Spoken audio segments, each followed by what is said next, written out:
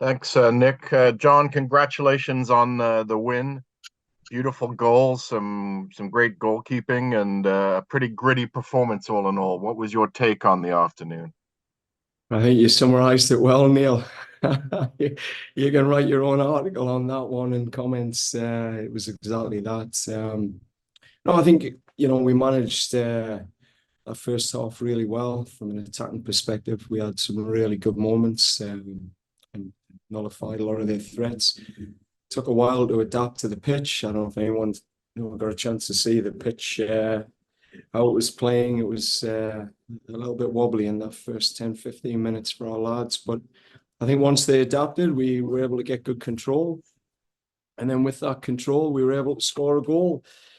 And when you have a goal on the road, that's the golden egg for us. And we were very clear at half time.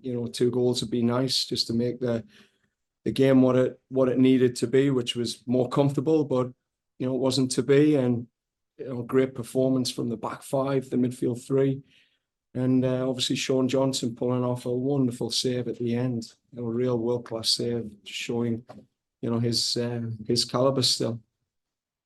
Thank you. Thank you, Neil. We'll go next to John.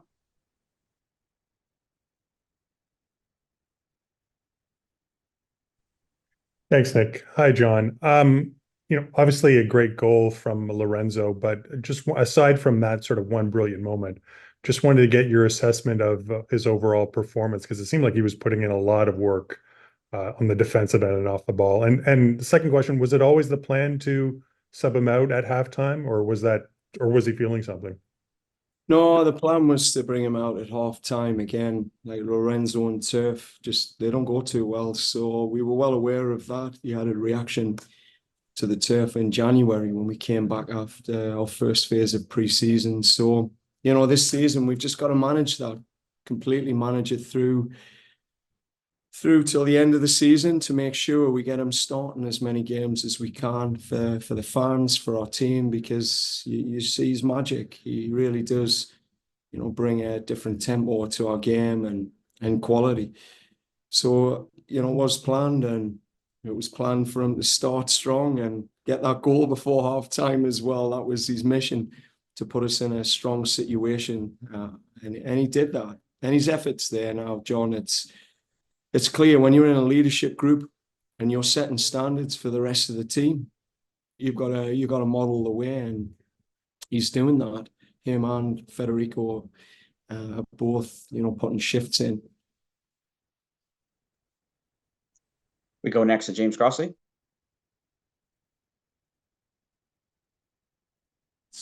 Thanks, Nick. Hello, John. Can you explain the physics of that Sean Johnson save at the end, and maybe how important was it to have 180 minutes of back-to-back clean sheets through these first two matches?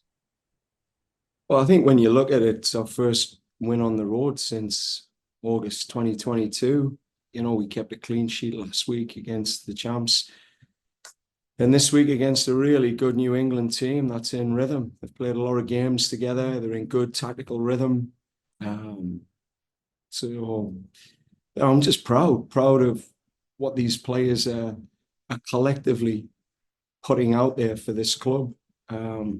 They've changed gears. There's a different effort, a different ethos, and I think a clarity towards what they want, which is to win football matches for this club and to get back to the top.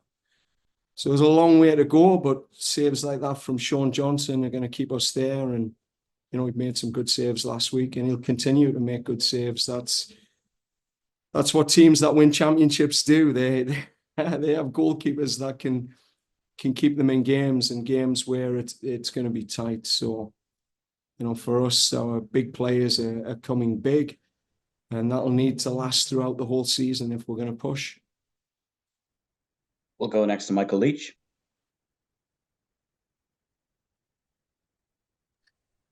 Thanks very much, Nick. John, congratulations on the win. You mentioned the pitch conditions. It seemed like the group was maybe a little bit leggy there towards the end. It looked like the pitch was playing kind of heavy. You are playing in an NFL stadium on an NFL field. There is an NFL term that we like. It's called the Victory Monday. It's a day off for players after a win. Are you going to have to give your players a day off tomorrow? How do you manage players coming off of a game on a field like that to just get them ready for the next game? Yeah, I mean it's an amazing league. I mean, I think that's the beauty of this league. You get to come in and play in the New England Patriots Stadium, where Super Bowls have been in the trophy cabinet. It's amazing, surreal, to be honest. But I think the pitch management, I said this before the game, there were two teams played in snow last night. One team, complained about the conditions. The other said we adapted. And, for us, I thought we adapted well. We were willing to be a bit more direct. We were willing to play on the sides more.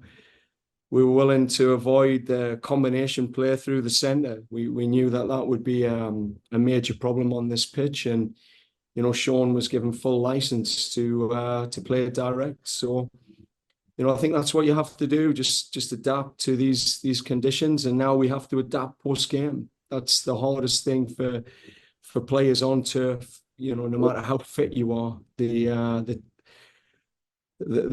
take on the joints is tough. So, we have 1 day less in our prep this week. So the turnaround, yes, they'll get some time off, but they've never won on the road for a long time. So I think I'm going to have to give them a day off just to recover from tonight. So I'm going to let them celebrate because it's important we do that. It's a big moment, a big step for this team, but only as Ozo said in the huddle at the end, it's just one small step on a big climb that we've got to make this season. We go next to Thomas Karajojo. Thanks, Nick. John, Nixon Gomes made his debut today for the club. I just wanted your thoughts on his performance. Yeah, I mean, he looks like he's a seasoned veteran in MLS, and that's how he's approached the whole preseason. We were gutted last week; he couldn't start because of a little bit of a concussion out of the LAFC game, but he was cleared pretty quickly, and yeah, we were desperate to get him out there. Yeah, I think even when he's on grass at home, you'll see his attacking qualities even more so. But very composed. He's got huge self-belief, and he just brings a different presence to our back line. We've got a couple of veteran lads in there, and he's just this young, sprightly, sort of confident young lad. He was bringing a bit of a comedy element to the team as well. So I've enjoyed some of his off-field antics. He's a funny lad. We'll go back to Neil Davidson next. Thanks, Nick. John, I think a few supporters had their hearts in their mouths when they saw Lorenzo holding his back of his leg after the goal until he started smiling. What was your take on that? It was brilliant. Yeah, I love it. He's a funny guy, actually. I mean, I don't think people get to see the real Lorenzo. He has a lot of pressure, the price tag on his head, and he carries the pressure of this club. It weighs heavy on him. But if you get to see him, he's behind the scenes. He's a funny guy. He's got that sort of cheeky personality. So that was nice. It was nice. I mean, I didn't know that's how he was going to celebrate, but he was put on the pitch for 45 minutes to do exactly what he did, and that was just to torment them when he could on that left-hand side. And Raul Petretta is I think a really, really good supporting cast for Lorenzo. Obviously speaks Italian, and they've got a nice bond there. And then he's able to find Federico on the opposite side. I mean, that goal that Fede scored was right off the training field. It was would have been lovely if we were able to come away with that second goal and just made our lives a bit easier for that second half. Thank you. We'll go back to John next. Thanks, Nick. John, it's 2 clean sheets in a row. The back line has, I would suggest, has this kind of bend but don't break mentality to it. I wonder how much of an influence has Kevin Long sort of imparted into the club, in those 2 clean sheets since he's been in Toronto. Well, I said this in the pre-season. We were able to maintain clean sheets in every game we played against Columbus, LAFC, and Nashville, Real Salt Lake when we had our starting centre backs on there. Longy joined us at the back end of that. So Shane O'Neill, Nixon, Raul Petretta, and Sean Johnson had developed some really good habits. And then with Davy Flores in front of them, those guys had set, I think, a strong partnership. And then Longy was just that missing piece, that experienced centre back that he can bring a level of calm and just read situations quicker than maybe others can. So, I thought he was a great addition. But I'll be happy with, some of the lads I start with in pre-season as well. I thought those guys were wonderful. So I think we've got a strong group back there, and you've got to think like people like Sigurd Rosslid, isn't in the starting lineup, and he brings, real depth.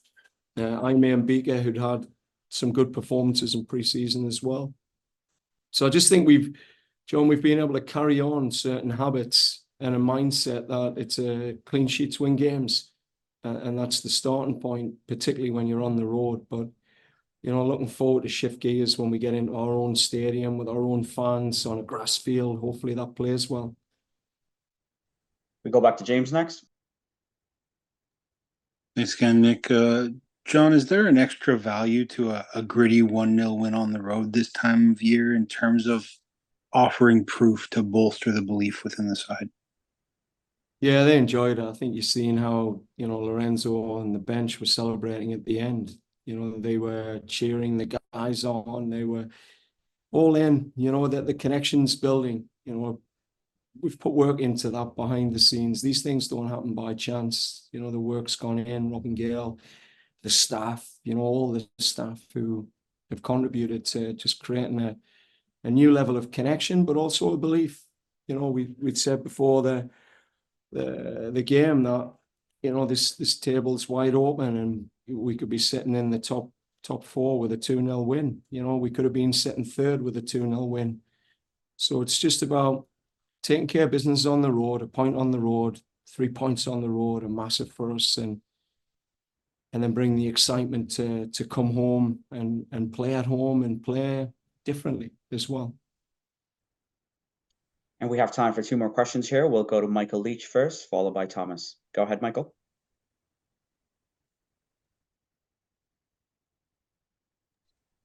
Thanks, Nick. You've mentioned it a couple of times, John, but the next one is at home. How much are you looking forward to that, knowing now that you've got the ball rolling in the right direction? You've got some good momentum going. Can't wait to get in front of those fans, because I feel like I said this right at the beginning, the team had to build trust. They had to build trust back with the fan base.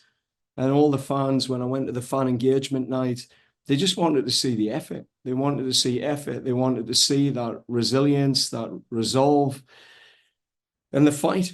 And I think we've showed that over 2 matches. And yes, it's the beginning. But as I've said, there was a pre-season where those habits have been forming. And I think the fans can be proud of the work that's gone in. And, hopefully they show up and give us a real home opener and leave the past in the past. Give us all the support we need to put another star on our jersey to push to that next level. That's what I'm hoping. So fingers crossed they all show up and we can put on a real attacking performance in front of our fans. And we'll have Thomas for our final question. Thanks, Nick.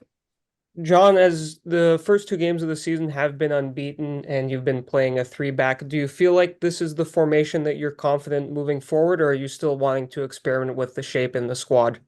No, I've said this right at the beginning that, when we did our deep dive into MLS as a league, we compared and contrasted with other leagues.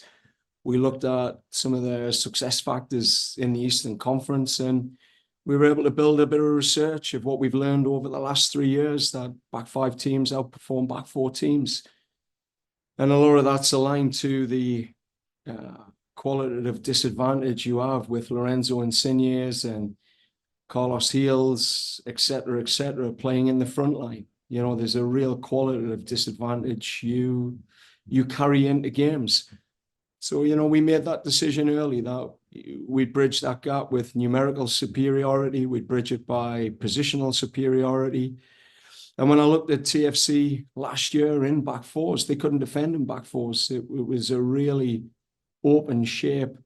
And to get the best out of people like Shane O'Neill, Sigurd Rosted, Kobe Franklin, guys that were already in this team, Raul Petretta, I think the back three system certainly helps them. So, for us, we've been building an identity in preseason. This is part of it, being able to adapt in a 5-2-3, and we adapted to a 5-3-2 in the second half just to solidify certain things. But we'll keep adapting, and that's part of the work in the next 4 or 5 weeks to become even more in sync in our attacking moments, and not to have to survive so many waves in that last 12, 13 minutes of the game. That's something that I'll certainly be pointing to the players.